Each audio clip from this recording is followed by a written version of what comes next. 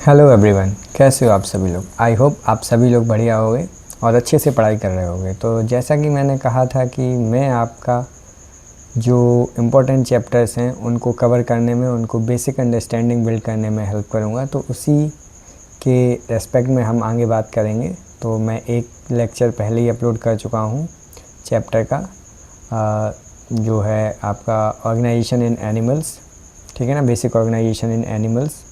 तो आज हम बात करेंगे उसी के पार्ट 2 लेक्चर के बारे में, जिसमें हम देखेंगे बेसिकली ग्लैंडुलर एपिथेलियम और compound epithelium.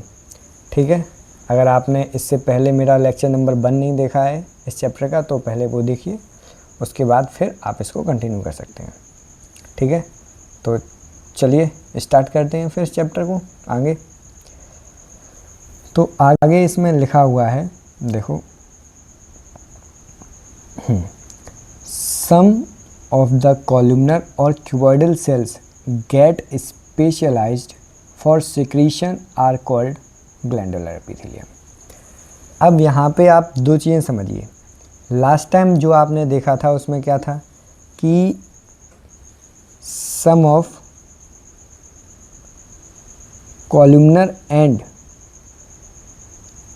cuboidal cells bears सीलिया, तो मैंने उनको नाम दिया था सीलिएटेड एपिथेलियम। ठीक है, अब यहाँ पे क्या आया है, देखो कि कुछ कॉलुमनर और क्यूबॉइडल सेल्स स्पेशलाइज हो जाती हैं किसके, सिक्रीशन के लिए। जैसा आपने पहले देखा है कि अगर कुछ कॉलुमनर और ग्लैंडुलर सेल उनके ऊपर सीलिया आ जाते तो उनको सीलिएटेड सेल कहते हैं। वैसे ही कुछ कॉलुमनर और ग्लैंडुलर सेल अगर वो सिक्रीशन के लिए स्पेशलाइज्ड हो जाती हैं तो उन्हें हम क्या कहते हैं, ग्लैंडुलर एपिथेलियम कहते हैं। ठीक है, ये चीज़ आपको समझ में आ गई है। ये हैं कॉलुमनर और ग्लैंडुलर सेल्स ही, लेकिन वो कॉलुमनर और क्यूबॉइडल सेल्स, लेकिन अब क्या है, इनमें स्पेशलिटी आ गई है किसकी, सिक्रीशन करने की। तो इन्हें क्या कहेंगे हम, ग्लैंडुलर एपिथेलियम कहेंगे। ठीक है, they are mainly of 2 types. अब ग्लैंडुलर एपिथेलियम है वो मेनली 2 टाइप की है। कौन कौन सी, नंबर 1 हो गई आपकी unicellular and secondly is the multi cellular. ठीक है, ये अब देखते हैं यूनिसेलुलर की क्या खास बात है ना। देखिए, अब यूनिसेलुलर सेल्स यानी unicellular glandular epithelium consist of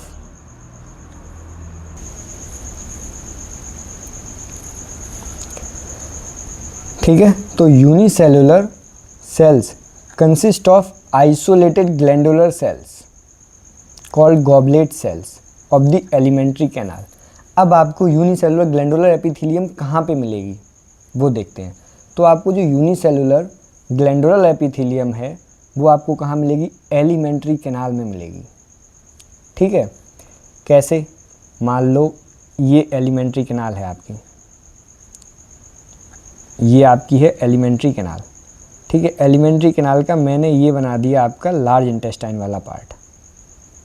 ठीक है, ये हो गया आपका लार्ज इंटेस्टाइन वाला पार्ट मैंने बना दिया। ये एक सिमेट्रिक डायग्राम है। ठीक है, अब यहाँ पे क्या है, ये आपकी है एपिथेलियम। ठीक है, कॉलुमनर एपिथेलियम है ये यहाँ पे। ठीक है, अब यहाँ पे एक सेल क्या करेगी, एक सेल यहाँ पे, let me change the colour. ठीक है, तो एक सेल आपकी स्पेशलाइज हो जाएगी। मान लो ये सेल है वो स्पेशलाइज सेल। ठीक है, अब ये क्या करेगी, ये यहाँ पे म्यूकस का सिक्रीशन करने लगेगी। ये इसने म्यूकस का सिक्रीशन कर दिया। ये आपकी नॉर्मल कौन सी सेल्स हैं, नॉर्मल आपकी क्यूबॉइडल सेल्स हैं ये, लेकिन ये आपकी है स्पेशलाइज्ड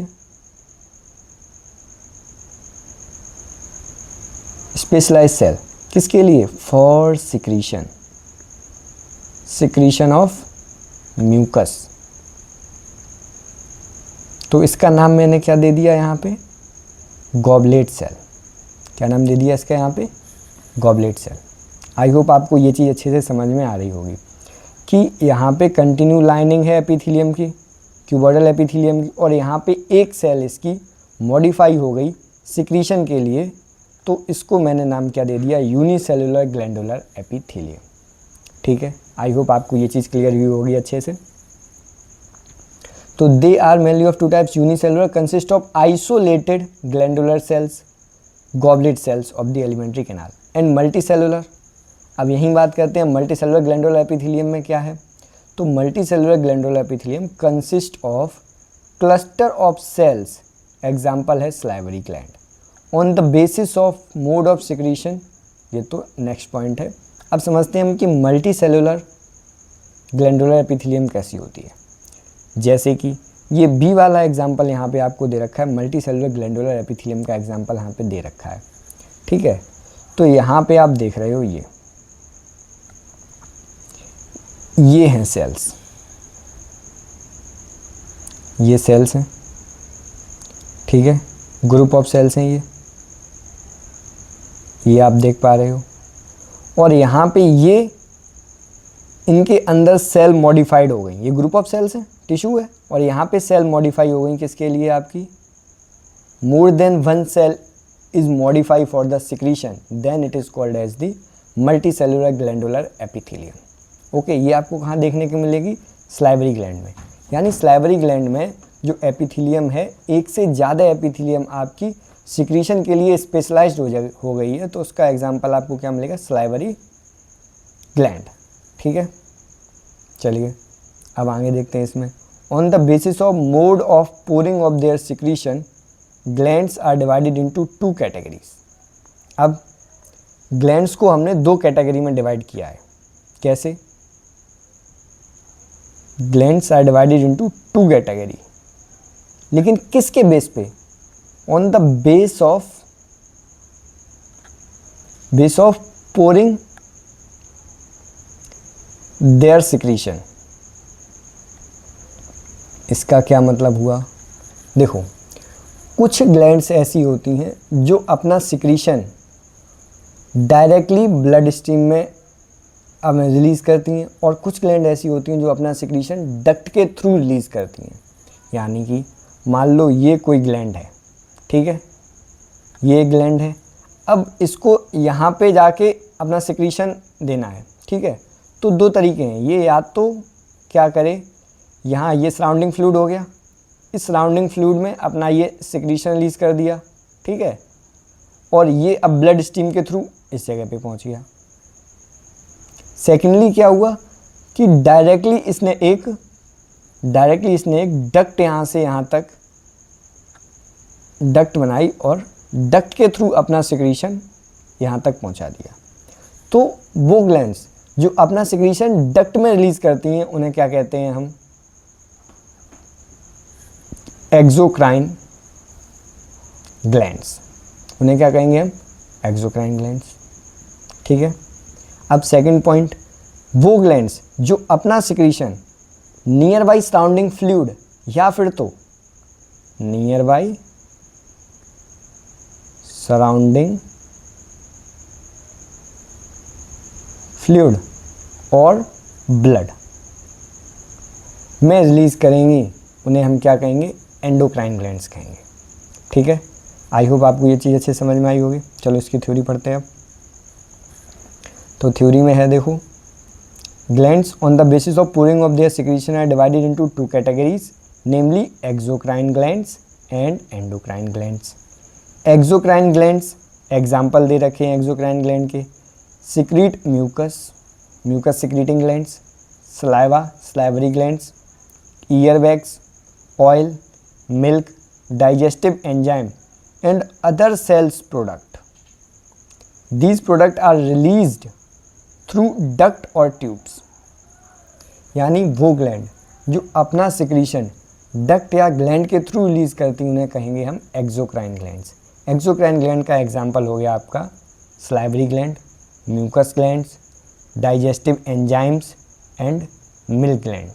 ठीक है, ऑयल ग्लैंड्स, ये आपके किसके एग्जाम्पल हो गए, एक्सोक्राइन ग्लैंड के एग्जाम्पल हो गए। इन कॉन्ट्रास्ट, जबकि एंडोक्राइन ग्लैंड्स में क्या होता है, endocrine glands do not have duct, यानी एंडोक्राइन ग्लैंड के पास डक्ट नहीं होती है, तो उन्हें अपना सिक्रीशन डिस्टिंक्ट ऑर्गन के पास में पहुंचाने के लिए किसका यूज़ करना पड़ता है, आपके सर्कुलेटरी सिस्टम का यूज़ करना पड़ता है। They pour their secretion directly into the blood और नियर बाई फ्लूइड, ठीक है। These gland are called hormone and are secreted directly into fluid bathing the gland. इस लाइन का मतलब क्या हुआ कि ये ग्लैंड जहाँ पे प्रेजेंट हैं उसके चारों तरफ में जो इंटरस्टिशियल फ्लूइड है, जो सराउंडिंग फ्लूइड है, ये अपना हार्मोन, अपना प्रोडक्ट वहीं पे रिलीज़ कर देती हैं। कौन सी ग्लैंड्स, एंडोक्राइन ग्लैंड्स, ठीक है। ये तो आपका ग्लैंड्स का टॉपिक आई होप क्लियर हो गया होगा। अब इसके बाद में हम बात करते हैं किसकी, कंपाउंड एपिथेलियम की, ठीक है, कंपाउंड एपिथेलियम। तो याद करो मैंने आपको बताया था कि सिंपल एपिथेलियम वो एपिथेलियम है जहाँ पे आपको सिंगल लेयर मिलेगी देखने के लिए सेल्स की, या तो वो सेल स्क्वेमस होंगी या फिर क्यूबॉइडल सेल होंगी या फिर कॉलमनर सेल होंगी। लेकिन कंपाउंड एपिथेलियम में आपको क्या मिलेगा, more than one layer of cell आपको देखने के लिए मिलेगी। और यहाँ पे आपको कंपाउंड एपिथेलियम में कंपाउंड क्यूबॉइडल सेल भी देखने के लिए मिलेंगी, कंपाउंड कॉलमनर सेल भी आपको देखने के लिए मिलेगी, ठीक है। चलो आगे देखते हैं इसकी थ्योरी में क्या लिखा हुआ है।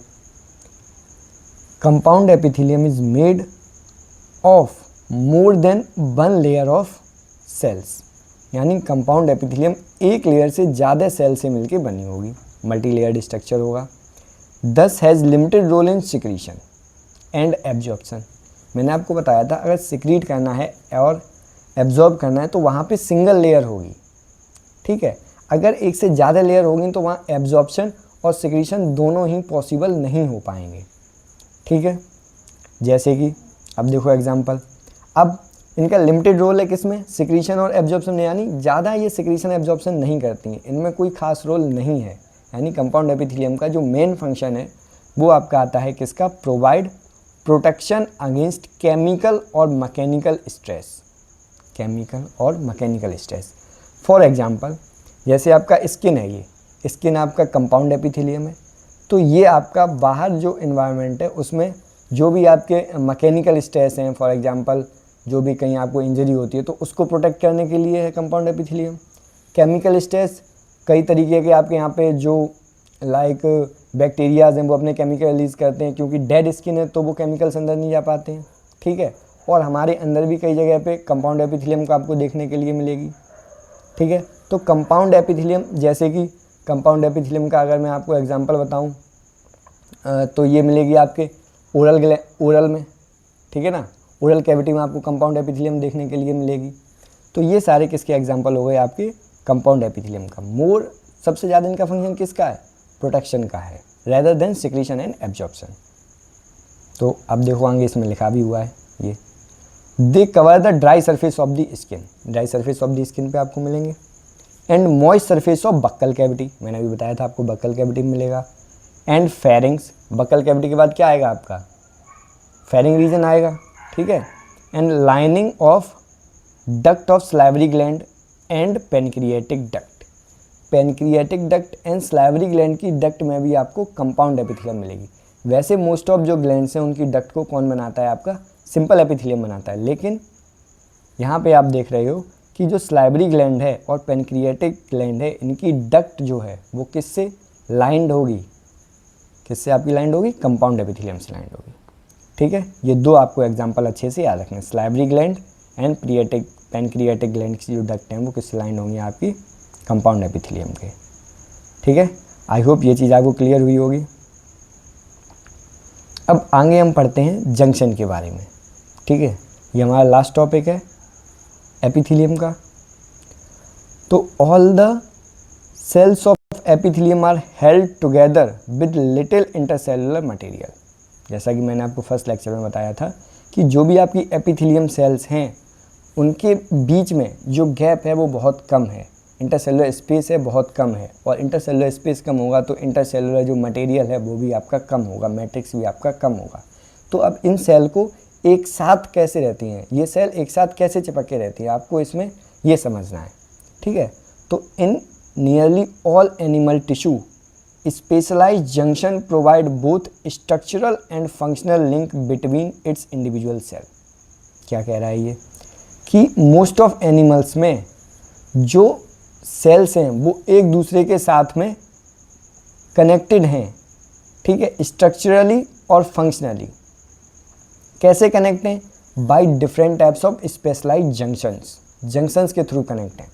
जैसे कि मान लो यहाँ ये दो सेल हैं, एक ये सेल है, ये इसका न्यूक्लियस है, एक ये सेल है, ये इसका न्यूक्लियस है। अब ये दोनों सेल आपस में कैसे कनेक्टेड हैं, कैसे ये एक दूसरे के साथ में होल्ड हैं, स्ट्रक्चरली और फंक्शनली, ठीक है। स्ट्रक्चरली क्या है, इसमें कुछ ना कुछ कनेक्शन बीच में प्रेजेंट होंगे, ठीक है, जो इन दोनों को साथ में रखेंगे, जैसे कि टाइट जंक्शंस प्रेजेंट होंगे। ये आपका टाइट जंक्शन है, इन दो सेल के बीच में ये जंक्शन है, इसे कहेंगे हम टाइट जंक्शन, जो इन दोनों सेल को एक साथ रखने में, कनेक्ट करने में, सीमेंट करने में आपकी क्या करेगा, हेल्प करेगा, ठीक है। और टाइट जंक्शंस हो गए, और यहाँ पे अडहेरिंग जंक्शन होंगे। अडहेरिंग जंक्शन का मेन फंक्शन क्या है? अडहेरिंग जंक्शन का मेन फंक्शन होता है आपका सीमेंटिंग, कामी अडहेर, अडहेर मतलब चिपका के रखना, सीमेंट करना, ठीक है। और तीसरा टाइप का जंक्शन आपको कौन सा मिलेगा? Gap junction. इन तीनों के अलग अलग काम हैं। ये आपका हो गया गैप जंक्शन, ठीक है। अभी मैं इन तीनों के आपको आगे चल के काम बताऊंगा, क्या इन तीनों के काम है, ठीक है। तो लिखा है 3 types of cell junctions are found in epithelium and other tissue. Epithelium और अदर टिश्यू में 3 टाइप्स के जंक्शन मिलेंगे आपको। कौन कौन से और उनके क्या फंक्शन है, चलो देखते हैं, ठीक है। तो नंबर 1 आता है आपका टाइट जंक्शन। टाइट जंक्शन का क्या काम है? जैसा कि नाम सजेस्ट कर रहा है, टाइट जंक्शन। तो इनका जो मेन काम है वो सबस्टेंस को लीकेज होने से रोकता है। यानी ये दो सेल हैं, ठीक है, इन दोनों सेल के बीच में ये टाइटली, इन दोनों सेल के बीच में ये मान लो एक जंक्शन है, ठीक है, ये टाइट जंक्शन है। तो ये क्या करेगा, जो ये सेल है, इससे जो इसका जो सबस्टेंस है, जो इसमें अंदर इसके प्रोडक्ट्स हैं, जो इसमें अंदर साइटोप्लाज्म, उसको बाहर निकलने से रोकेगा, ठीक है। तो ये इसका काम हो गया। तो tight junction help to stop substance from leaking across the tissue, यानी टिश्यू से बाहर कोई सबस्टेंस ना जाए, कोई एंजाइम ना निकले, वहाँ पे आपके कौन से जंक्शन काम आते हैं? Tight junction. For example transitional epithelium है आपकी, कंपाउंड एपिथेलियम का एक टाइप है, वहाँ पे आपके टाइट जंक्शंस ज़्यादा मिलेंगे, ठीक है। जो मेनली आपके कहाँ पे लाइनिंग करती है? मेनली यूरिनरी ब्लैडर में आपकी लाइनिंग पड़ती है to prevent the leakage of urine. तो ये आपका किसका एग्जाम्पल हो गया? टाइट जंक्शन का एग्जाम्पल हो गया, ठीक है। अब देखते हैं हम सेकेंड एपिथेलियम आपकी कौन सी है। सेकेंड एपिथेलियम है आपकी अडहेरिंग, सॉरी सेकेंड आपका जंक्शन है कौन सा? अडहेरिंग जंक्शन। कौन सा जंक्शन है? अडहेरिंग जंक्शन। अब अडहेरिंग जंक्शन का नाम क्या है, काम क्या है? अडहेरिंग जंक्शन जैसा कि आपको नाम ही बता रहा है, अडहेर करना यानी चिपका के रखना।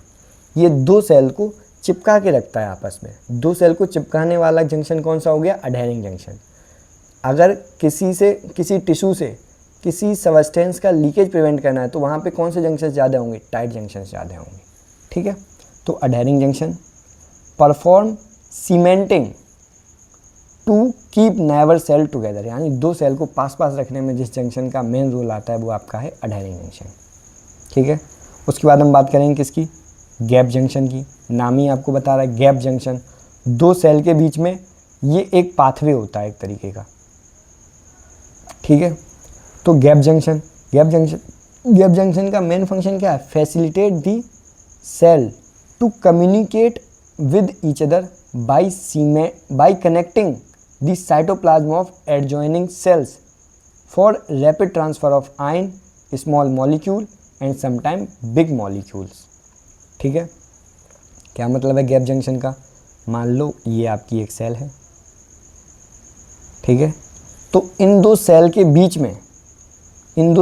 बीच में ये आपको क्या मिलेगा? एक जंक्शन मिलेगा, ठीक है, जो दो सेल के साइटोप्लाज्म को, ये क्या हो गया? साइटोप्लाज्म हो गया, ये हो गया न्यूक्लियस, ये हो गया आपका साइटोप्लाज्म। तो दो सेल के साइटोप्लाज्म को जो जंक्शन कनेक्ट करता है उसे हम क्या कहते हैं? गैप जंक्शन कहते हैं। और इन गैप जंक्शन से थ्रू क्या किया जा सकता है? Small ions, small molecules and sometimes big molecules. Proteins नहीं जाती हैं, बिग प्रोटीन्स यहाँ से नहीं जाएंगी, स्मॉल प्रोटीन जा सकती हैं लेकिन बिग प्रोटीन्स नहीं जाएंगी, small molecules. Okay, and some time big molecules, कुछ बिग मॉलिक्यूल्स भी जाते हैं, आयंस जाते हैं इनके थ्रू, ठीक है। और फूड पार्टिकल्स का भी एक्सचेंज होता है, ग्लूकोज का एक्सचेंज होता है इन मॉलिक्यूल, इन जंक्शंस के थ्रू, ठीक है। तो ये हो गया आपका क्या, गैप जंक्शन। अब यहाँ तक में आपका एपिथेलियम टिश्यू पूरा कंप्लीट हो चुका है।